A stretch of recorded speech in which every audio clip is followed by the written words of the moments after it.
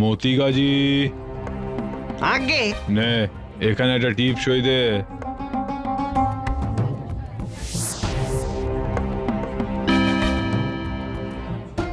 বাবু, মাত্র 200 টাকা। ওটা অগ্রিম, মানে আগাম।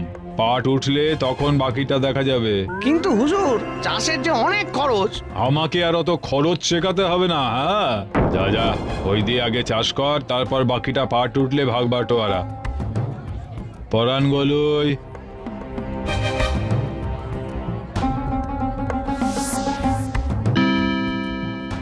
জগাই তরফদার, এই নে এখানে সই কর। আগে আগে কি লেখা আছে বাবু এই খাতায়? ও বাবা, তুই কি আবার লেখাপড়া শিখে এলি নাকি? হ্যাঁ, পড়বি? না, পড়তে পারি না, কিন্তু শুনতে তো পারি। আপনারা একটু পড়ে শোনান না। মুখে যে একেবারে খই ফুটছে রে জগাই। হ্যাঁ, কি ব্যাপার? নায়েব, কথা না বাড়িয়ে ওকে পড়ে শোনাও। আগে হুজুর, এতে লেখা আছে যে তোরা জমিদারের কাছে পাটের চাষ বাবদ 200 টাকা করে দাদন নিল, আর পাট চাষের পর যা লাভ হবে দাদন বাদে বাকিটার অর্ধেক জমিদারের। কেন? জমি আমার, গতর আমার, তার নাবের অর্ধেক জমিদারের হতে যাবে কেন? আরে আরে আরে, এই যে দাদন নিয়ে চাষ করলি তা সুদ দিতে হবে না? সুদের কথা তো হচ্ছে না। সে 200 টাকা নিলে সুদ তো দিতে হবে বই কি। সে আমার জমির পাট তোলার পরে তা বিক্রি করে আমি সুদের টাকা দিয়ে দেবো। হলো তো? না, হলো না।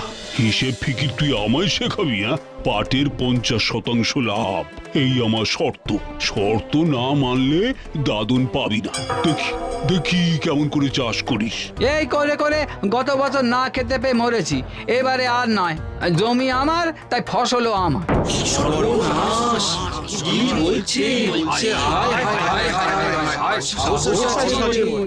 কি হচ্ছে কি জমিদার মশাই? হ্যাঁ, 300 মাইল গাড়ি চালিয়ে আপনার এই চর বাতাসিতে সকাল থেকে এসে বসে আছি এইসব শোনার জন্য। হ্যাঁ, তাড়াতাড়ি সালটান, আমারও তো সময় নেই। আচ্ছা, আমার মুখের উপর চোপা। নায়েব, ওকে দাদন দেবে না। দেখি ও কেমন করে চাষ করে, কোথা থেকে টাকা পায়। আপনি ভেতরে ভেতরে। এ কি করলে গো জগাইদা? ওই দাদন না পেলে চাষ করবি কিসে? সে মরে বেঁচে যা হোক করি করবো, কিন্তু ওই 200 টাকার জন্য আমি আমার পাট, আমার জমি এসব নিলাম করতে দেব না। চলি গো।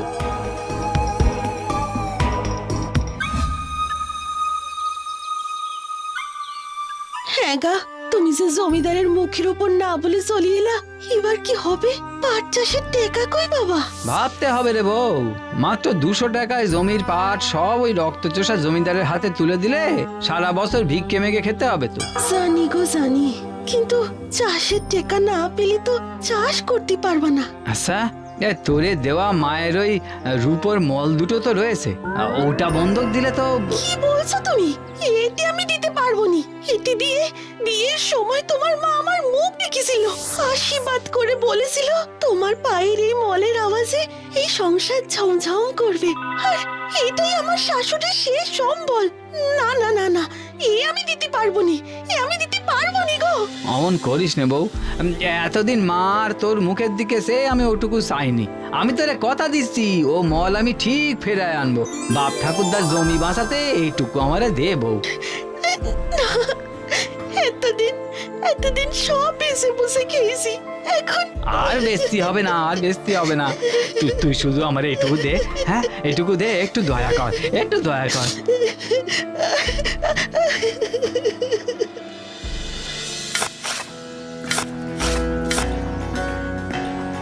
ও জগাইদা, তুমি জমিদারের কাছে ফিরে যাও। তার সাথে শত্রুতা করি তুমি চাষ করতে পারবা না গো। জানবা আমাদের অবস্থা, জলে কুমির আর ডাঙায় বাঘ। হ্যাঁ জগাই, একবার তার পায়ে পড়লি সে তোমারে ঠিক মাফ করে দেবেন।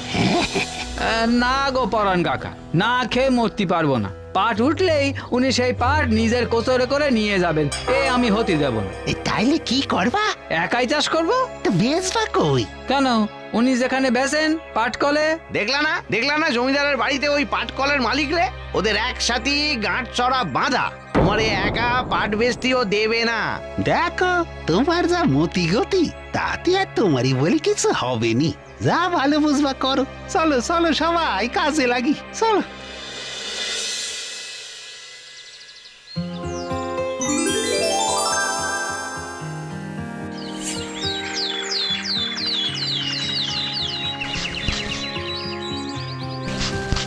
কিছু পাট পাতা বেচতে পারলেও দুটো পয়সা হয়, কিন্তু এই গ্রামে তো সবারই পাট গাছ আছে, কেই বা নেবে। শুনেছি শহরের লোকে পাট পাতা খায়। বেশ, সে দরকার হলে আমি শহরে গিয়ে এই পাট পাতা বেশি আসবো। আরে করো কি ভাত গুলান গিলে ফেলছো? ও তো তাড়া করো কেন বাপু? আরে শহরে যাব, কেন? পাট পাতা বেচতি। তোমার কি মাথা খারাপ হলো নাকি? নদী পেরিয়ে শহরে যাবে পাতা বেচতি? হ্যাঁ যাব।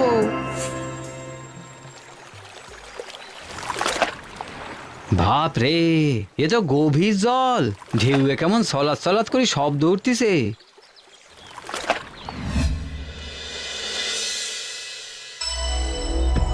নায়েব, জগাইয়ের পাট চাষের কি খবর?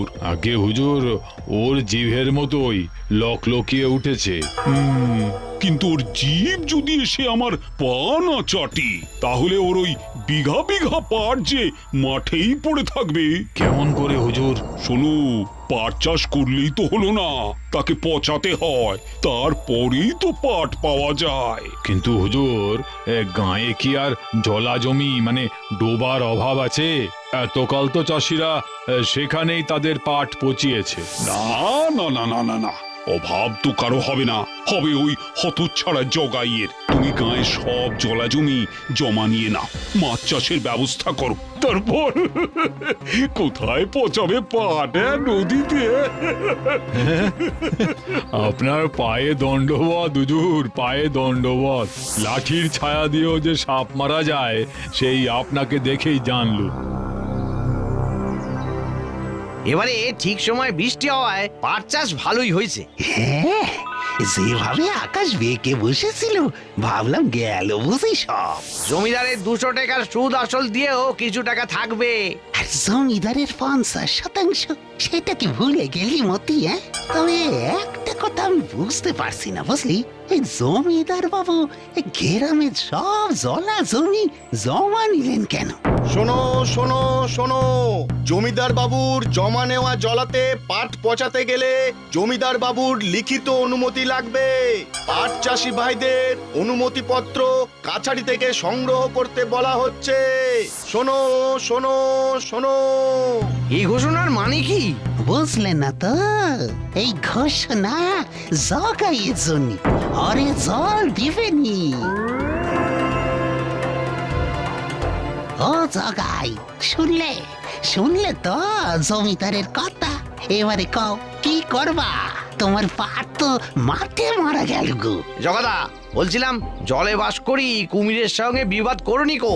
যাও যাও যাও, জমিদারের পায়ে গিয়ে পড়ো, না হলে এত পরিশ্রম জলে নয় ড্যাঙায় যাবে। ও জগা, ভাবছো কি এখনো সময় আছে? আরে যাও যাও। না কাকা, এর শেষ আমি দেখবই, না হলে পরে ওই ওই পাট গাছেই ঝুলি পড়বো না।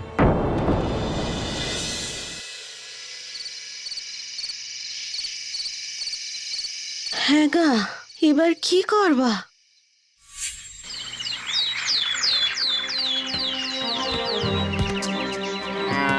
ও জগাদা, আরে পাট নিয়ে চললি কই? নদীর ধারে। হ্যাঁ, সে কি, তুমি কি নদীতে পাট পচাবে নাকি? তোমার কি মাথাটাও গেল নাকি গো?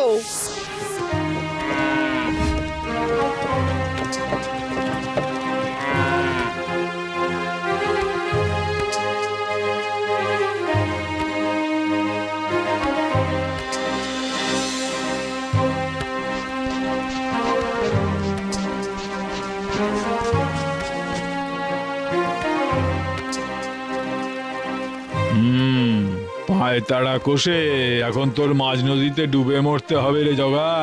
এবার মর ভিটে মাটি চাটি করে।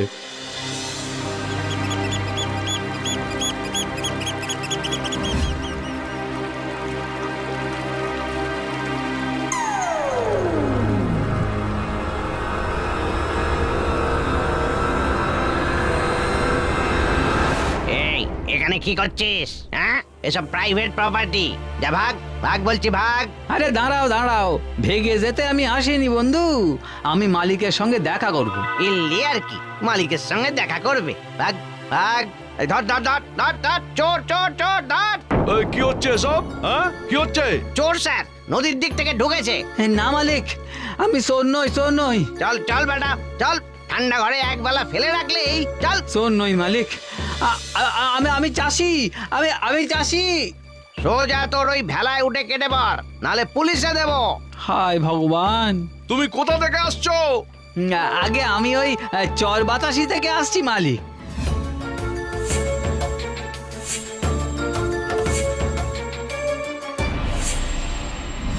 ও, মনে পড়েছে, তুমি তো সেই বিদ্রোহী প্রজা। কেন এসেছো? ওই যে দেখেন মালিক, দেখেন এই ভেলা বানিয়ে ভাস্তি পুরো পাট ক্ষেত তুলে এনেছি।